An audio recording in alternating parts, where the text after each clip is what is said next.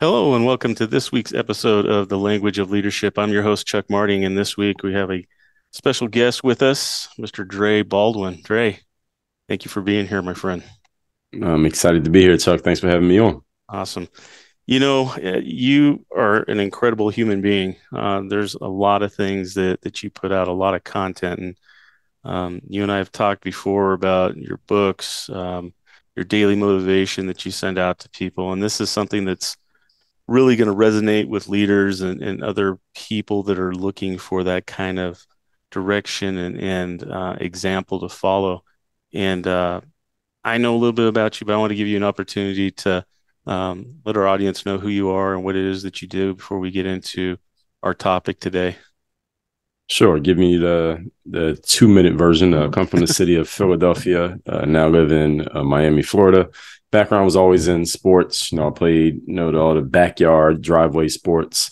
A little bit of officially like team sports, football, but never really got around to it. My family really couldn't afford football equipment, so I never really played baseball for a while, but I wasn't really that good at baseball. Then finally got into basketball around age 14. It was actually pretty late if you're trying to go somewhere in a sport.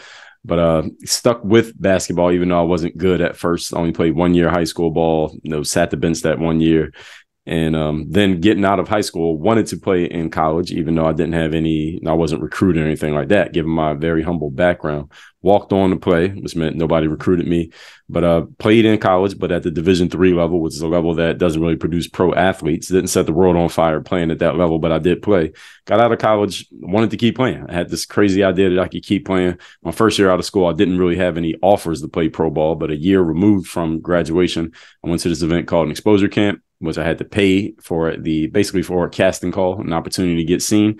Played pretty well there. That's long and short of how I got my career started. Got myself an agent. My agent helped me get started. Start playing pro in 2005 to give everybody a time frame here. The Mm-hmm. footage from that exposure camp was on this thing called a VHS tape. You remember those, Chuck? So I do. that Yeah, so that VHS tape, I got it put onto a data CD and I uploaded it to this new website that had just come out. It said you could put as much footage up for free as you want. It was called youtube.com. And that website actually helped me start a parallel career that I didn't know was a career till several years later. So around 2009, I found myself unemployed from basketball and really just wanted to take more control over my destiny, because even though a pro athlete from the outside looking in, it looks like a glamorous life and it's great when you're in it, but when you're outside of it, you have no control. So I asked myself, how could I get more control while still staying in the basketball space? So I had this little audience on the internet of these videos that I was putting on YouTube by this point, because I would put videos up sporadically.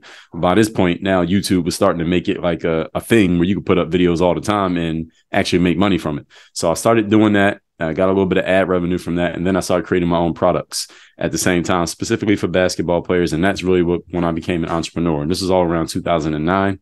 Around that same time, basketball players would ask me questions about my mindset, about what keeps you showing up every day to work out, or how do you have the same confidence in a game that you have in practice, or why'd you keep trying when you were getting cut from your high school team and you walked on in college and nobody wanted to sign you to play pro?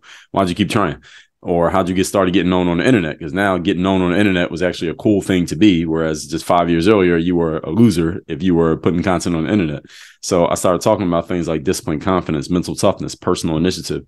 Those became the foundation for what I do now, because, Chuck, a bunch of people who didn't even play sports started finding these videos and saying, man, the stuff you're talking about, I know you're making it for the athletes, but this applies to anyone. So this planted a seed in my mind for what I could do when I was done playing ball, because every athlete, some of us more consciously than others, understands that at some point that ball is going to stop bouncing and we're probably going to do something else with the rest of our lives. We still have another half of our lives to live after sports is over. So I already knew what I was going to be doing, and I kind of started doing it while I was still playing. So the last half of my career, I was making content on the internet, building a brand that we now call a brand. Just becoming more of an influencer, I guess they call it now. I was writing books by this point. I was creating courses. I was doing all this stuff while I was still playing ball. So in 2015, when I stopped playing and I jumped into entrepreneurship full time, I wasn't starting at ground zero. I already had a very solid foundation already in place, and I still had a lot to learn. and I'm still learning, but I already had a solid foundation in place. So since 2015, I've been doing this full time. Nowadays, my audience is mostly business professionals, people who are looking to perform at a higher level, do so consistently, and make more money. I mean, the same thing we do in sports, Yeah, but just in the business world. So that's what I do now. So that was more than 2 minutes, but that's pretty much how we got here. it's good stuff, man. Yeah. The one thing I wanted to ask is, with that being as new as it was, what was your Mhm. model, or what was it that you found that helped give you direction in being able to do those things? Because, like you said, it was fairly new. A lot of Mhm. people didn't know how to build content or how to do those things. So, where did that come from for you?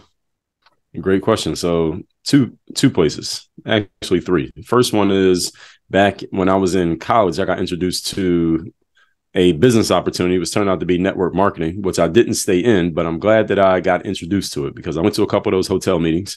And at those meetings, the people would always say, hey, go get the personal development books outside. And I never even heard the phrase personal development, but they were name dropping these authors who I hadn't heard of before, like Jim Rohn and Brian Tracy and Tony Robbins and Napoleon Hill. And I started reading these guys' books and I said, this is the kind of stuff I was into that stuff. I didn't know it was a thing, but when I read it, I said, this is the kind of stuff that I like. I always liked that human psychology thing. They used to call it human psychology, but now they have a whole section in the bookstore now called personal development. They didn't have that 20 years ago. And also one of the books that they name dropped was Robert Kiyosaki, Rich Dad, Poor Dad. And when I read that book, he was talking about a lot of concepts of entrepreneurship. And when I read that, I said, okay, this sounds different from what all the adults around me were doing. And when I looked at the adults around me growing up, I loved them, trust them, respect them, but they were always at work. They didn't seem to like work. They talked about it as if it was a necessary evil, and they never had any money. So I'm like, how you work at work all the time? You still don't have money. You don't like your job. So I didn't want to do that. So when I read Robert Kiyosaki, I said, whatever he's talking about, I'm going to do this. I want to play basketball after college, but then after that, I'm going to follow whatever he's talking about. I'm going to do that. So that was in my mind. That seed was planted in my mind while I was still in college. But then, of course, as I said, I went on to play basketball first. But then when I found myself unemployed around 2009 from basketball as a free agent, I'd also just read kind of like the new age Rich Dad, Poor Dad for the digital people, the digital world. And that was Tim Ferriss's 4-Hour Work Week. And when I read that book, he was talking about a lot of similar principles. It was a similar framework, but it was for the digital world, for how do you do this on the internet. So I combined what I learned from Kiyosaki and Tim Ferriss, along with the fact that the secret sauce here, Chuck, was that I always had a natural inclination for computers. I became a professional athlete, but I'm still kind of a computer geek at the same time. So I've always been into computers and into the internet. When I got on the internet, I knew it was for me. So when I saw social media, I just had a natural inclination for talking to a camera lens the way I've talked to an actual human being. I've always had that ability to do that. And the internet allowed that talent to blossom. And that's what I had been doing. I'd already been putting out content, but I didn't know how to make any kind of business opportunity out of it until around that time when Google bought YouTube and they said, well, monetize some of your videos. And then Tim Ferriss planted the seed with some ideas for here's how you can test out a business idea, a business product. And I followed his little test and I started selling $4.99 basketball programs. And when I made my first sale that first night, I remember I had the BlackBerry phone back then. And when you had the BlackBerry, you got an email, the little red light started blinking and it said, congrats, you made a sale, $4.99. When I made my first sale, Chuck, I said, this is what I need to be doing. I will be doing this for the rest of my life. And what I had done was taking an idea out of my head, turned it into something real and turned that real thing into money. And what we now call intellectual property. I didn't know that was a thing at the time. But when I made that first sale, I said, I know at some point I'm not going to be able to run faster and jump higher than other basketball players, but I will always be able to use my brain and turn it into money. If I can do this, I can do it again. And that's really how I knew what I was going to be doing next. And the internet happened to come around, or this was, I guess we call this Web 2.0, what I'm talking about here, once we got social media and all of that. Mm-hmm. All of that stuff started to blossom at the exact time that I was I was a young adult. I was playing ball. I had this ability in basketball. I also had this ability to articulate and communicate, and the internet came around. So all three of these things happened at the exact same time. The most important thing, though, is that I took advantage of it because there were a billion people alive at that time. They didn't all take advantage of it. I took advantage of it. And that's really what set this whole set this course on this path. That's something that I've seen in talking to a lot of leaders and just in listening to you is that leaders are always looking forward and Mm-hmm. they recognize opportunity a lot quicker and a lot faster than a lot of other people do. And Mm-hmm. they don't hesitate, they take action. And that's something that it sounds like that was exactly what you did. You jumped into this, you learned it, you did it, and like you said, that first sale, when you realize that what you have that's going on in your mind, you're able to put into play, and then realize that it is a real thing. It lights that fire even more. So Mm-hmm. that's incredible. Mark Cuban, he said a quote that I really liked, and he said that he was quoted as saying that the biggest communication problem is we don't listen to understand, we listen to reply. And I found that a lot with team members when you have a leader that goes in, they're trying to talk to them, and you may have had this when you were dealing with players that you had, teammates. It sounded like they were coming to you. How do you inspire your and motivate your team members to dig down deep and to be what you see them as what they can be and what they can accomplish? How do you do that? That's a good question. In the sports world, I was more of a person who would more lead by example. I'm a type of person who would say something to people. If something needed to be said, I'm the type of person who would say it. But in sports, because the actual work is performance based, there's only so much leadership ability you have if you're not out there performing. So for me, the biggest thing was just showing up every day and performing as a player. But in the business world, the biggest thing is that just having those open lines of communication and really getting clear with the people on my team of what is it that you want to get out of this? Like, why do you want this role? Why do you want this job? Why work here of all the places that you could work? What do you want to get out of this? What do you want to be able to say about yourself a year from now? And what are the best ways that I can help you move forward? A lot of times in business, the person in charge or supervisor, boss, owner, whoever it is, we do a lot of dictating and telling other people what we want them to do. And as long as they want to keep the job, they'll be obedient. But if you want people to grow and really blossom and become leaders, you have to ask questions. It really is as simple as that, is just asking questions. What do you want to get out of this? What are some things that I can do that can help you do the job better? What is it that you want to learn? And also encouraging them to spread their wings and get better. Like I've had assistants who I tell them, listen, I want you to kind of expand your role here. And I want you to, when you see there are things that you could help me with, I want you to let me know, hey, I see that you're doing this. How about I take that role? How about I take that task off your hands? Or what are some things that I can do that can make your job easier? And things like that. And just encouraging them to do a little bit more, go a little bit further.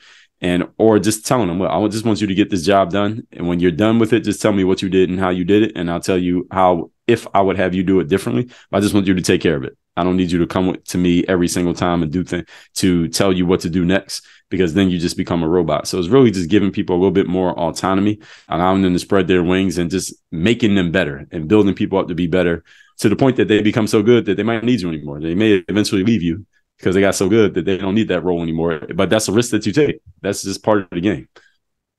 That's true. But the thing is, and I'm sure that you've seen this, Trey, is that it's a payback to you because you have given those individuals the tools and the guidance they need to be successful. And now, even though they're not with you anymore, they've gone and they've accomplished other things. And you can look back and say, you know, I was able to help them build that foundation and where they're going now. Mm-hmm. So that's got to be really rewarding in and of itself as well.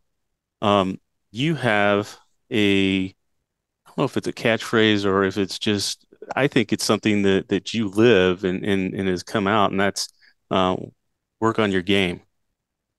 Yeah. I that is the first thing that really struck me, and the first thing when I heard about you that I heard, and I was like going, that in and of itself says a lot. Can you talk about that a little bit and how that came about and what work on your game means to you and how you put that out to people? Sure. Work on your game came from actually that came from in my basketball career. It was probably around that same time, around 2009. I had I just come back from playing in Germany. I played in Germany through 2008. And so it was early 2009. I was in Miami and I was at a 24-hour fitness. It's probably about 2 or 3 o'clock in the morning, maybe 4 o'clock. I don't remember, but 24-hour fitness. So I just finished the workout and I had my little camera with me because this is before we had video cameras on our phones. So I had my camera with me like I always did. And I would always just bring it with me to the gym just in case I got an idea of something to record and make a video out of. And I finished my workout, and what I was thinking about when I got done my workout was the fact that at this point, I had a good number of videos on YouTube. I was starting to build a following, and a lot of basketball players were watching my videos, and they would leave comments and ask me questions in the comments because they saw that, hey, this guy actually replies to the comments, because I always read and replied to my comments, still do to this day. And the players would always ask me for advice and tips and help on your game. Hey, Dre, can you give me some advice? Can you give me some tips? Can you give me some help? I was getting that kind of question, some form of that question all day, every day. And I made this video because I was thinking about that and thinking to myself, how can I answer this? Because I just need to give a general message to the players who kept asking us, because they all needed to kind of hear the same thing.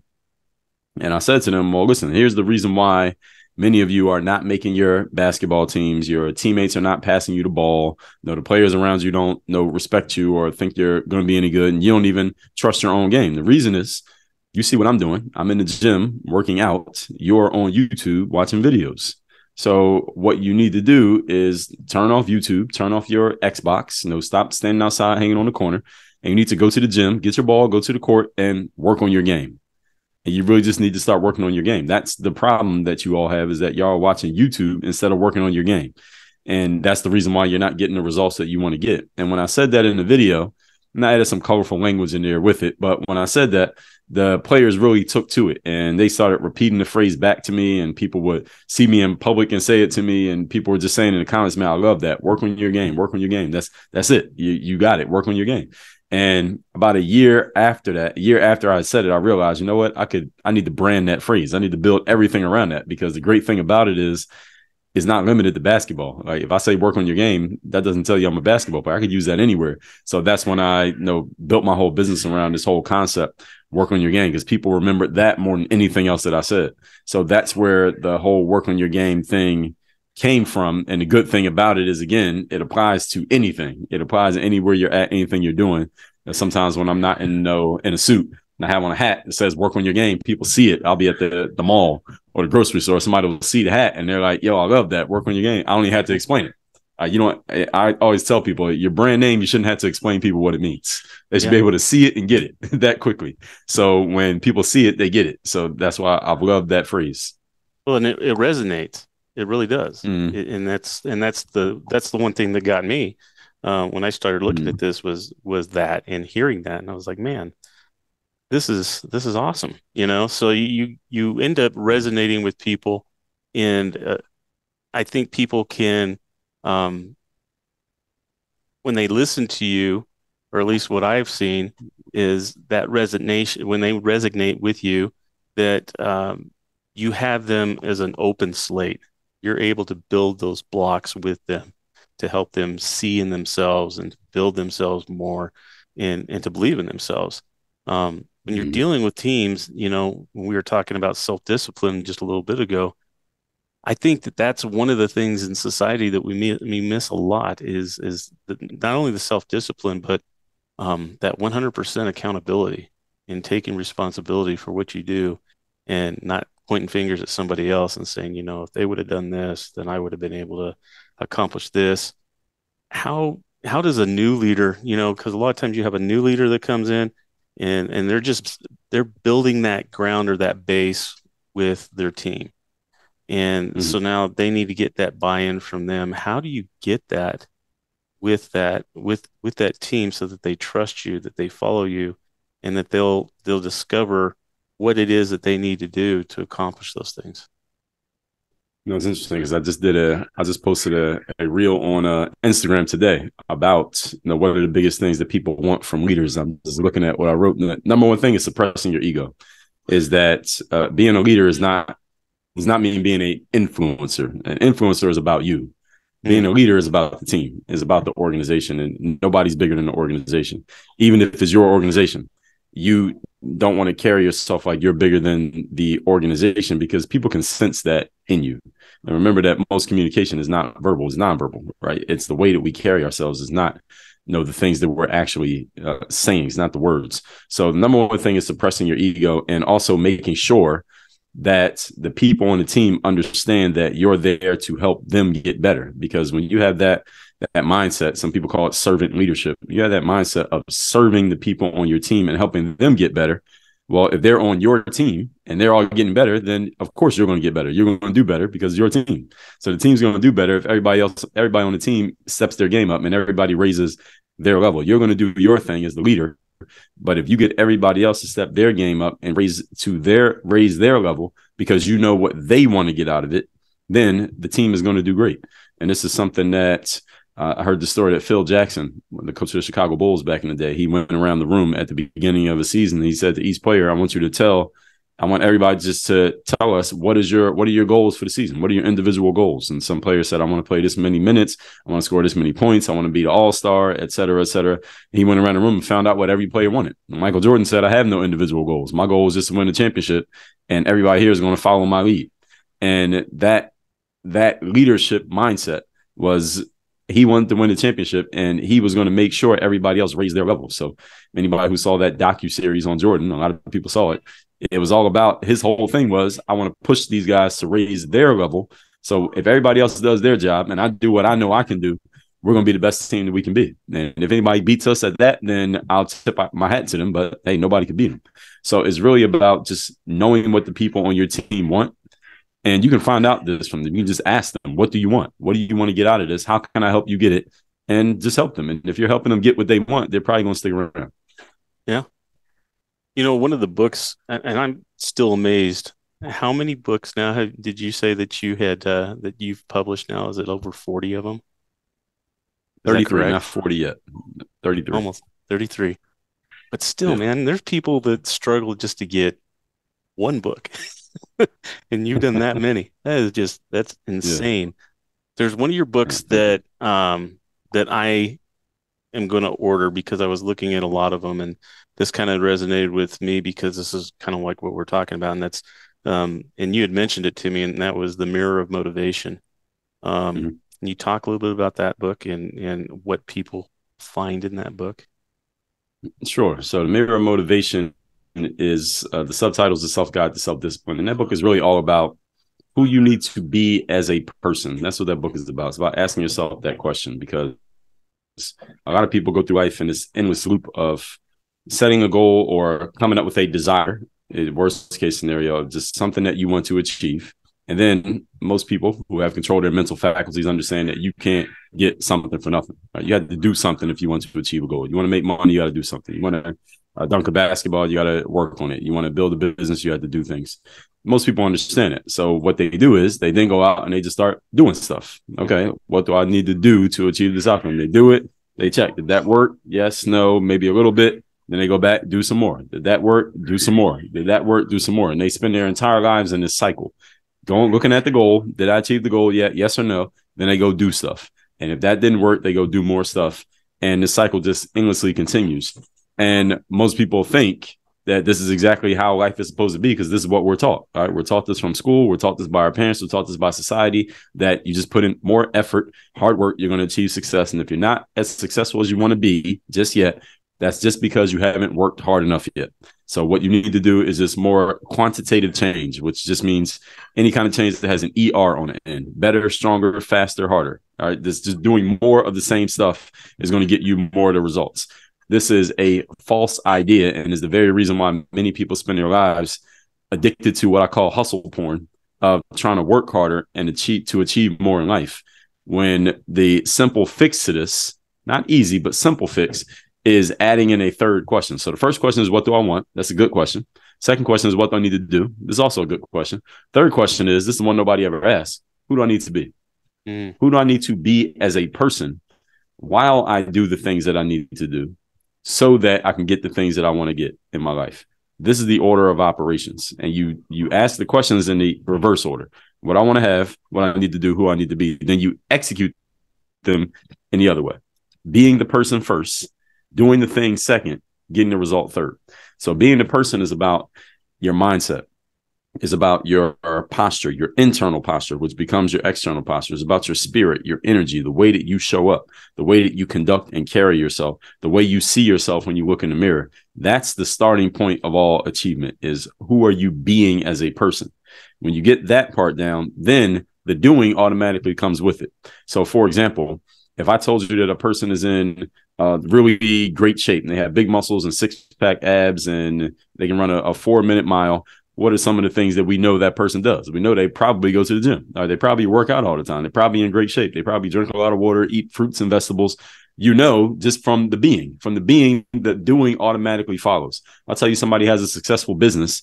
What are they doing? They're probably paying a lot of attention to their business. They are making sure that they're checking up on the numbers. They have a team working for them. They have a strategy and a system for their team, and they're staying on top of everything that's going on in there. If I tell you someone has a successful marriage, then they're spending time with their significant other. They have it put into their calendar. They don't spend time when they get around to it.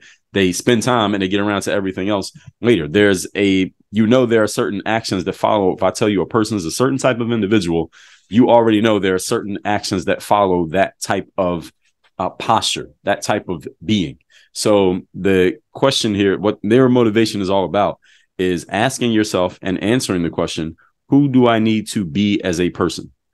And once you get that part down, then the actions will naturally follow the energy, and then the results follow the actions. So what that book is all about is really asking yourself the key question that very few people ask, but it's the most essential question when it comes to creating achievement in life. Wow. Yeah, that is, well, I don't know how to say it any better than what you just did. You know, that's something that I think a lot of people are not only just lacking, but they don't know how to initiate that. And so thank you for going over that with us and giving us a glimpse into that. You know, you've shared a Sure. lot of stuff with us, and I want to ask, I know beginning of the year, you're going to have a conference that you have there in Miami. Can you tell us a little bit about that Yeah. conference? And I will put in the show notes information so people can go and look at that. And I encourage them to consider going to that. I think it's going to be a great thing, but I'll let you talk to people about it and let them know what that's going to be. Sure. I'm Work on Your Game Live is my live in-person event, no streaming, in person. So you want to be in a room. This happened in Miami, Florida, February 3rd and 4th, 2023. And at that event, we're going to be going over 4 things. Mindset, which is the mentality that you need, like we just talked about, for you to get that starting point of achievement, is the mentality. I consider mindset the foundation of all success. It's also the foundation of all failure. When people achieve or they don't achieve, we can always source it back to what's going on between your ears and the mindset. Second part is the strategy. Strategy is simply a plan of action. And it needs to be a sound strategy, a strategy that when executed is going to achieve the outcome that you wish to achieve. Challenge that a lot of people have is that they know what they want to achieve, but they don't have a strategy for achieving it simply because they haven't done it before. And the problem that many people have is they believe that if they just keep trying random things, that eventually they will hit on the jackpot and get it. And they might be right. The thing is, it might take you 5 years to figure it out. But if you simply go to someone who's already achieved it, you can shorten that learning curve basically and cut that time that it takes by 90%. So that's the strategy, is knowing exactly what it takes and deconstructing from your goal to where you are to get where you want to be. Third part is the system. The system is what actually executes your strategy. So once you know what your strategy is and what you want to achieve, you want a system that basically tells you what to do. And what I tell professionals all the time, especially business owners, is that your system should be the hardest working entity in your organization. In other words, your system should be working harder than the people. You as the person, even as the business owner, all you do every day is follow what the system tells you to do. So the system tells you do A, B, C, D, E. All you do is follow the system. So you are basically an employee of your own system. So I don't care if we're talking about working out, we're talking about with your family, we're talking about your health and nutrition, we're talking about running your business, or we're talking about your finances. You want to have a system for doing that so that you are not trying to figure out what to do every single day, moment by moment. The system tells you what to do. You just follow it. I talk about systems. I'm a big systems and strategies guy. So we can spend a lot of time on breaking down systems and how to implement them. And the fourth thing is execution. Execution is when you actually go out and do the stuff, make sure that you have accountability in place and you actually get the results. All right. So making the money, getting the happiness, the success, the subscribers, the likes, the followers, whatever it is that you want, that's the execution piece. So over 2 days, we're going to be covering all 4 of those things. mindset, strategy, systems, execution. Everybody's going to get all their questions answered. You will not leave the room unless you have a strategy and a system for executing that strategy at Work on Your Game Live. Wow.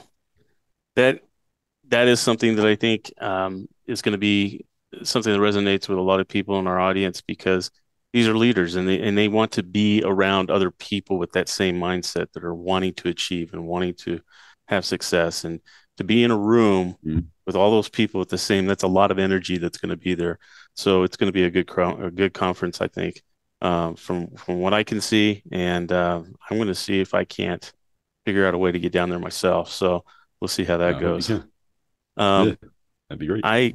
I noticed that, and it's very obvious that you're a coach as well. Um, Mm. how powerful of a tool has coaching been in your life and in the lives of those people you come in contact with?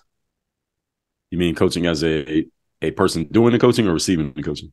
Either one, you receiving the coaching or you coaching others that have come to you, because we already know, and I guarantee you're going to have people get a hold of you because of this podcast too, because um, Mm. of what they're hearing here. What is it that they can expect, or what is it that you do as a coach that's going to help inspire and help these people achieve the things that they're wanting to achieve? Great question. So first of all, on the receiving end of coaching, I come from the sports world, Chuck, and I know you're a big hockey fan. So Yeah. in the sports world, there's no professional athlete who doesn't have a coach, not a single one. Every single professional athlete has a coach, even individual sports. Tiger Woods has a coach, swimmers, Michael Phelps, golfers, they have coaches, bowlers have coaches. And of course, in team sports, we all have coaches. And the reason that we have coaches is because the coach's job is to make sure that everybody stays on point. If it's a team, make sure everyone's on the same page and make sure that we're all striving towards one common goal. Even in individual sports, those athletes have coaches and they pay out of pocket for those coaches. A lot of people don't know that in individual sports, you're paying out of pocket for everything, the flights, the hotels, the food, everything. And they pay for coaches because if you don't have a coach, you're going to lose to the next person over who does have a coach. And the reason that we all have coaches as professional athletes, because to get in the top 1% of what you do in a sport, which every pro athlete is in the top 1%, to stay there, you have to have somebody who is making sure that you stay on point and you stay focused and catches any slippage in your game. Because if your coach doesn't catch it, your opponent's going to catch it and you're going to pay for it by basically getting your butt kicked on the field or the court or wherever, and or losing your career and losing your opportunity to make money. In the professional world, you need coaching the exact same way. People don't see it the same way because the losses aren't as, the kick in the butt isn't as strong in the professional world, and it happens a lot more slowly, but it's the exact same thing. All high-level performers have coaches because we all understand there is value in getting an extra set of eyes on our work that can see the things that we can't see ourselves. One of my early mentors, when I first got into the business world, said to me, Dre, you can't see yourself in the mirror. All right, there's a reason why dentists don't clean their own teeth. All right, doctors don't perform surgery on themselves. Barbers and hairstylists don't do their own hair. There's a reason, because there are certain angles that we can't see on ourselves, literally and metaphorically. And this is the reason why we have coaches. So as a recipient, that's one of the main reasons for having a coach. And again, name a high-level performer who doesn't have one. You can't. There isn't any. And no matter how talented you are, eventually you're going to come up against a bunch of people who are just as talented as you. How are you going to beat them? That having a coach gives you that edge. And this is why does LeBron James have a coach? I mean, his coach is not better than him at basketball. Why does Taylor Swift have a voice coach? They're not a better singer than her. Who's an actor? Why does The Rock have an acting coach? He's probably not better at acting than The Rock. But they all have coaches because they all understand the value of staying at the top of their game.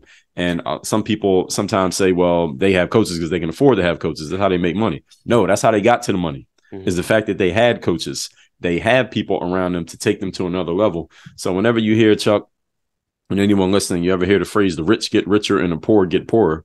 The reason for this is because the rich, quote unquote, they do things where they invest in making themselves higher level individuals, such as getting coaching. Whereas the poor, quote unquote, They do things that they tell themselves they can't invest in themselves. And because they tell themselves they can't, they don't. And therefore, the gap continues to widen between the quote unquote rich and the quote unquote poor, because the rich are doing things to make themselves better and the poor are doing things to make themselves worse. All right, there's a reason why the gap keeps widening, because of the decisions that people make. And it all comes back to what I told you. It comes back to the mentality.